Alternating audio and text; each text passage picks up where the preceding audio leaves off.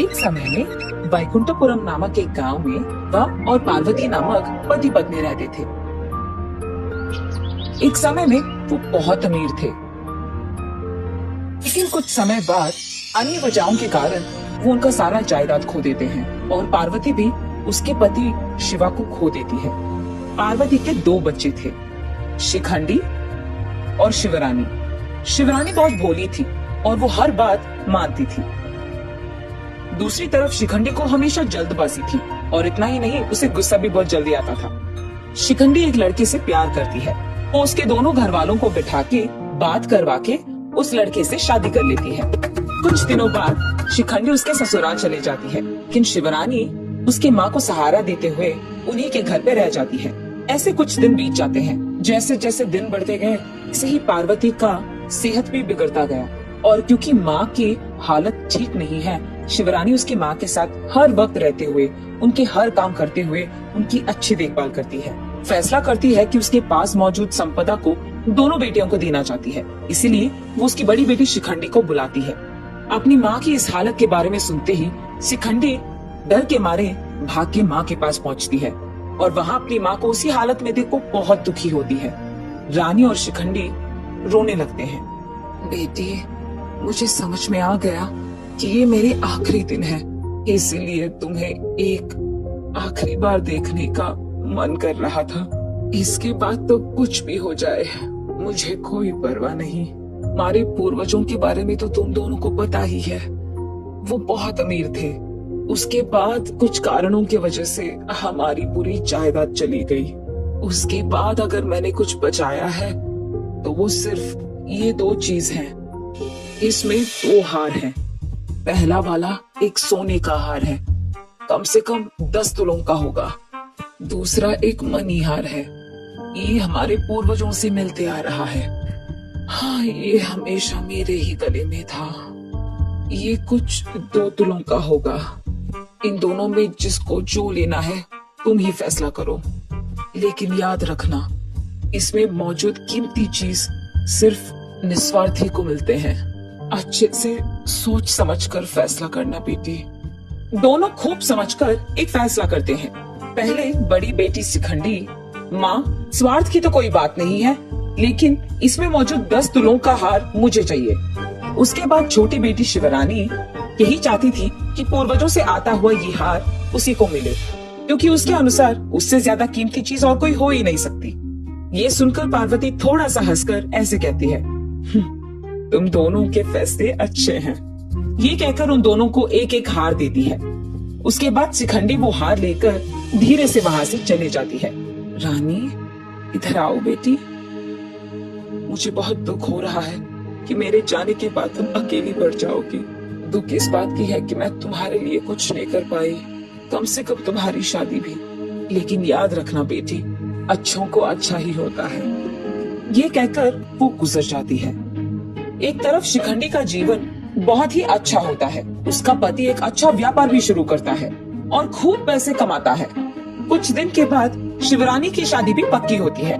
अपनी इकलौती बहन को शादी के लिए बुलाती है, लेकिन शिखंडी सोचती है कि कहीं उसे पैसे खर्च करने ना पड़ जाए, इसीलिए वो अपनी बहन के शादी पर भी नहीं जाती है। आखिरकार शिवरानी का शादी पड़ोसी गांव में खेती करने वाले एक किसान से होती है। ऐसे समय बीत जाता है। बुरी किस्मत के कारण उस साल बारिश बहुत ज्यादा गिरता है और उसी कारण किसानों के सारे खेत सत्यानाश हो जाते हैं। खेती के लिए लाए पैसों को चुकाने के लिए उनके पास पैसे ना होने के कारण शिवरानी और उसके पति दोनों सोचते हैं कि कर्ज कैसे चुकाएं। रानी, तुम्हारी बहन शहर में अच्छी स्थिति में है ना, उससे कुछ पैसे मांगेंगे क्या? इसके बाद जो फसल आएगा ना, उसमें उनके पूरे पैसे चुका देंगे। जैसे ही शिखंडी को ये बात पता चलती है, अयो हमारे पास कहाँ है पैसे, ऐसे झूठ बोलने लगती है। ये सुनकर रानी निराश होके चुपचाप खाली हाथ अपने घर वापस चली जाती है। 10 दिन बाद शिखंडी के पति ने जो व्यापार लगाया था, उसमें नुकसान आने के कारण वो पैसे खो जाते हैं। सबको पैसे वापस लौटाना था। दूसरी तरफ रानी अपने पति को ऐसे देख नहीं पाती थी, इसीलिए वो फैसला करती है कि उसकी माँ के दिए हुए मणिहार को बेचकर वो पैसे चुका देगी। हार को बेचने जब दुकान जाती है तब दुकानदार इस हार को देखकर ऐसे कहता है, बेटे रानी, इस हार में एक बहुत कीमती वज्र है, उसका मूल्य कम से कम 1 करोड़ का होगा। आप अब गरीब नहीं रहोगे। ये सुनकर शिवरानी बहुत खुश होती है। उसी खुशी में उसे अपनी माँ की बात याद आती है, कीमती चीज निस्वार्थों को ही मिलता है। आए हुए उन पैसों से उसके सारे कर्ज चुका देती है। ये बात जानकर शिखंडी उसके कर्ज चुकाने के लिए मदद मांगने के लिए शिवरानी के पास जाती है। रानी, तुम्हारी सहायता मांगते हुए भी मुझे बहुत शर्म आ रही है, क्योंकि जब तुम्हारी बुरा हाल था मैंने तुम्हारी मदद नहीं की, और तो और तुम्हारी शादी में पैसे खर्च करने की जरूरत पड़ जाएगी, ये सोचकर मैं तुम्हारी शादी को तक नहीं आई। लगता है कि उसी कारण मेरा आज ये हाल हो गया है। मुझे माफ कर दो बहन, अब मुझे कुछ पैसों की जरूरत है, क्या तुम मेरी मदद कर सकते हो? अरे दीदी, इतनी बड़ी बातें क्यों?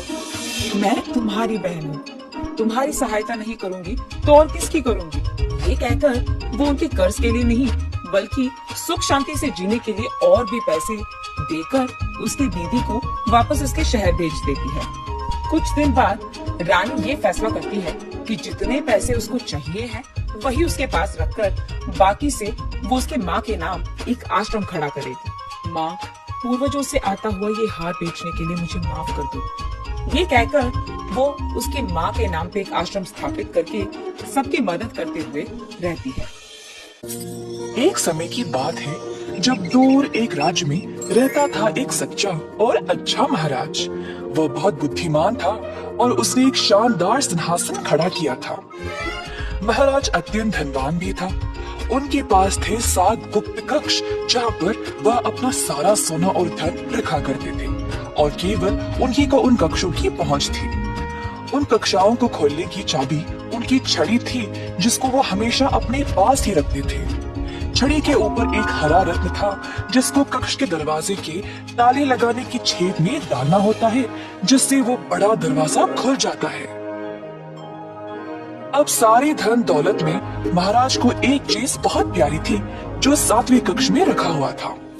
वह एक सुंदर अंगूठी थी जिसको महाराज की माँ ने मरने से पहले दिया था। अतः महाराज ने उस अंगूठी को एक शीशे के बक्से में रखा था। हर रोज अपनी माँ की याद में वह उस अंगूठी को देखा करते थे और फिर अपनी छड़ी से दरवाजा पर ताला लगा देते थे। उसी राज्य में देव नामक एक व्यक्ति रहता था। देव एक चोर था। लोगों का जेब मारना,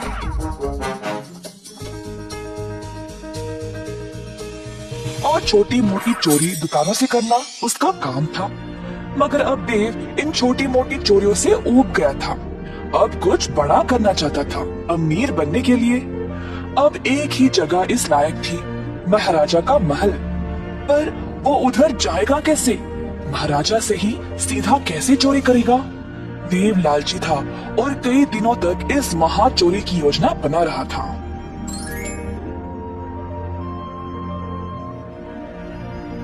एक दिन देव महल के इर्द गिर्द घूम रहा था जब उसकी मुलाकात उसके एक बचपन के दोस्त से हो गई जो अब एक महल का पहरेदार था। प्रणाम मेरे दोस्त, कैसे हो? बहुत खूब देव, अब मैं राजमहल के दरवाजे की पहरेदारी करता हूँ। बहुत समय के बाद हम मिले हैं। तो तुम क्या करते हो? देव ने सोचा कि यही मौका है अंदर घुसने का। दरअसल मैं एक लेखक हूँ और हमारे राज्यों की अनोखी सुंदरता के बारे में लिख रहा हूँ। मैं दूर दूर तक यात्रा करता हूँ और उन जगहों के बारे में, उनका खाना पीना, उनके संस्कारों के बारे में लिखता हूँ। अब मेरा अगला विषय महाराज के इस किले के बारे में है और उसके वास्तुकला के बारे में। और मैं महाराजा को प्रशंसा करना चाहता हूँ ऐसा अनोखा महल बनाने के लिए। इसीलिए मैं यहाँ जानकारी के लिए आया था, परंतु इधर कोई मेरी सहायता के लिए है ही नहीं। इस महल के कई अनोखे चमत्कार हैं। मैंने तो ये भी सुना है कि इधर 7 गुप्त कक्षाएं हैं जहाँ पर महाराज अपना सारा खजाना रखते हैं। अच्छा, ये तो काफी अनोखा लगता है। और कुछ बता सकते हो तुम मुझे? अरे हाँ, और इन कक्षाओं के बारे में तो बहुत लोग जानते हैं, पर बहुत कम को पता है कि इन कक्षाओं को केवल महाराज की छड़ी से ही खोला जा सकता है। ओह, वही जिस पे हरा रत्न लगा है। वाह, मुझे तो पता ही नहीं था। हाँ हाँ, वही। खैर, उम्मीद है तुम्हें कुछ तो जानकारी मिल गई। अब मैं चलता हूँ, फिर मिलेंगे देव। देव ने अपने दोस्त को अलविदा कहा और वापस घर चला गया। देव ने सोचा कि ये 7 कक्षाएं तो बहुत हो जाएंगे, तो अब उसको एक कक्षा चुनना पड़ेगा जिससे उसका सारा जीवन साथ जाएगा। पर महाराज की छड़ी को वह चुराएगा कैसे? देव ने एक योजना बनाई 7वें कक्ष की चोरी करने का। बीच रात का समय था। देव महल के अंदर घुस गया जब उसका पहरेदार दोस्त दरवाजे पर सो गया था। देव ने महाराज के कमरे की ओर देखा और एक रस्सी को दीवार पे लगे एक डंडे पर डाला और खुद को ऊपर खींचने लगा। खिड़की से झांक के देखा तो महाराज सोए थे। धीरे से वह कमरे में आया और वही थी छड़ी। देव ने छड़ी ली और महल की सीढ़ियों से कक्षों तक पहुंच गया, परंतु हर एक कक्ष पर एक पहरेदार था। देव ने कुछ जानवर की आवाज निकाली और पहरेदार देखने चले गए कि वह है क्या। तुरंत देव 7वें कक्ष की ओर गया और छड़ी से दरवाजे को खोल दिया। देव ने अपना भोरी निकाला और जितना हो सका उसमें डाल दिया। शीशे के बक्से वाली अंगूठी भी उठा लिया और जल्दी से दरवाजे को बंद करके वहां से चला गया। अगले दिन महाराज जब नींद से जागे तो हैरान परेशान हो गए। उनकी छड़ी लापता थी और कक्ष में जाके देखा तो उनकी माँ की अंगूठी भी गायब। महाराज आग बबूले हो गए, पर उनको पता था कि चोर को कैसे पकड़ा जाए। तुरंत उन्होंने एक पत्र लिखा अपने राज्य के लिए। मैंने अपनी सबसे कीमती चीज खो दी है, एक अंगूठी, और किसी ने उसको चुराया है। अगर किसी को भी ये मिले तो मुझे वापस लौटा दे और बदले में उसको ढेर सारा खजाना भेंट में दिया जाएगा।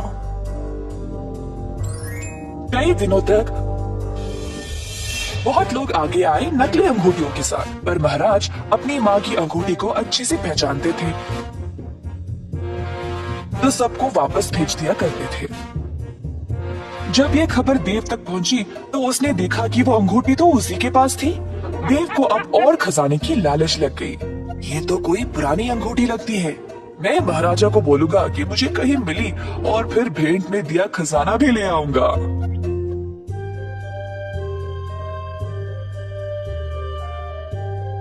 देव महाराज के पास गया और बोला, प्रणाम महाराज, मुझे ये अंगूठी मिली है तो आपको दिखाना चाहता था।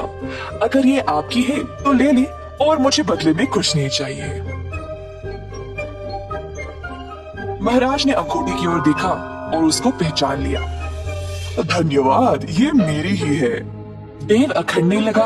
अब वो और भी धनवान बनने वाला था क्योंकि महाराज खुश लग रहे थे। एक मिनट, इस अंगूठी को तो तुमने ही चुराया है ना? ये अंगूठी खोई नहीं थी। मैंने वो पत्र इसीलिए भेजा था क्योंकि मुझे पता था कि चोर बहुत लालची होगा। कई लोगों ने नकली अंगूठियां लाई थी, पर केवल तुमने असली वाली लाई क्योंकि तुम ही चोर हो। सैनिकों, ले जाओ इसको और सलाखों के पीछे डाल दो हमेशा के लिए। नहीं नहीं महाराज, माफ कर दो, मैं सब कुछ वापस लौटा दूंगा। कृपया मुझे सलाखों के पीछे मत डालो। इस कहानी से हमें ये सीख मिलती है कि लालची लोगों को हमेशा मुसीबत झेलनी पड़ती है।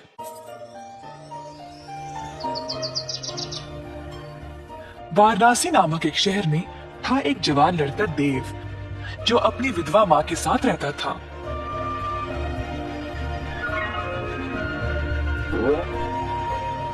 उनकी थी 1 एकड़ की जमीन जिसमें वह काम करके अपनी रोजी रोटी कमाते थे। एक दिन अचानक से आए 2 सैनिक और देव को बिना उसकी कोई गलती कैद खाने ले गए।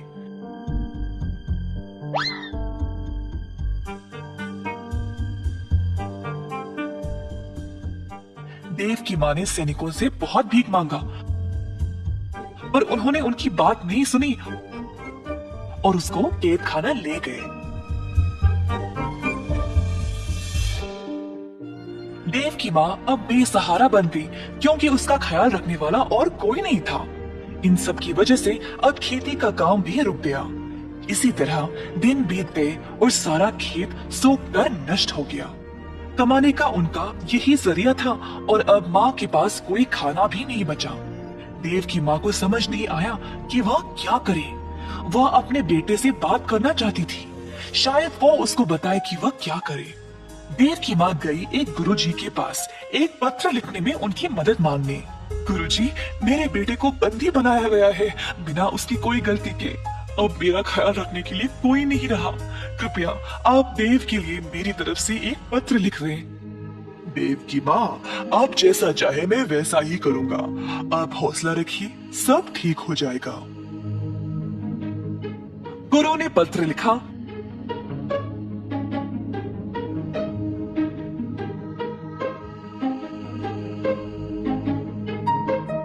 और फिर देव की माँ उसको कैद खाना ले गई। दरवाजे पर पहरेदार ने माँ को रोका। कौन हो तुम? मैं ये पत्र अपने बेटे देव को देना चाहती हूँ। आपको अंदर जाने की आवश्यकता नहीं है, इस पत्र को उस डिब्बे में डाल दो। देव की माँ ने वैसा ही किया और वहाँ से चली गई। कैद खाने पर जो भी खाना, पत्र या तोहफे आते थे, पहले पहरेदार उनको जांचते थे और तब ही कैदियों तक पहुँच जाते। इसी तरह देव की माँ का पत्र भी पहले पहरेदार ने जांचा और फिर देव तक पहुंचाया। माँ का पत्र पढ़कर देव को बहुत बुरा लगा। वह सोच रहा था कि वह क्या करे जब उसके बाजू में एक और कैदी ने बोला, हे देव, तुम्हारे परिवार ने क्या भेजा है तुम्हारे लिए? कुछ नहीं भाई, बस ये पत्र है। मेरी पत्नी ने मेरे लिए मेरा मनपसंद केक भेजा है, पर इन पहरेदारों ने तो इनको पूरा खराब कर दिया। तो हमें जो भी मिलता है हर एक चीज की जांच होती है क्या? हाँ जी भाई साहब। देव को इस बारे में पता लगने के बाद उसने वापस अपनी माँ को एक पत्र लिखा। पहरेदार एक एक करके पत्र पढ़ते गए जब एक पहरेदार ने बोला, हे, देखो इस पत्र में क्या लिखा है। क्या है, जरा दो इधर। पहरेदार ने फिर जोर से पत्र को पढ़ा। मैया, आप मेरी चिंता ना करें। बहुत साल पहले बापू ने हमारे खेत में एक मटका छुपाया था जिसमें बहुत सारा सोना और खजाना रखा है। आप उस मटके को खोद निकालो और फिर उस धन से आपकी सारी परेशानी समाप्त हो जाएगी। अच्छा, चलो भाई, जल्दी जाकर इस खजाने को ढूंढ निकाले। दोनों पहरेदार लालची बन गए और देव के खेत पर जाकर जमीन खोदने लगे।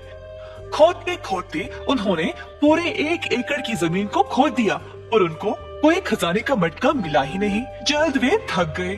क्या करें ये ना जानकर दोनों पहरेदार वापस कैद खाना चले गए। अगली सुबह जब देव की माँ जागी तो उसने देखा कि सारा जमीन जोता हुआ था और ताजी मिट्टी बाहर आई हुई थी। देव की माँ ने फिर से खेती बाड़ी का काम शुरू किया और अन्य बीज बोया।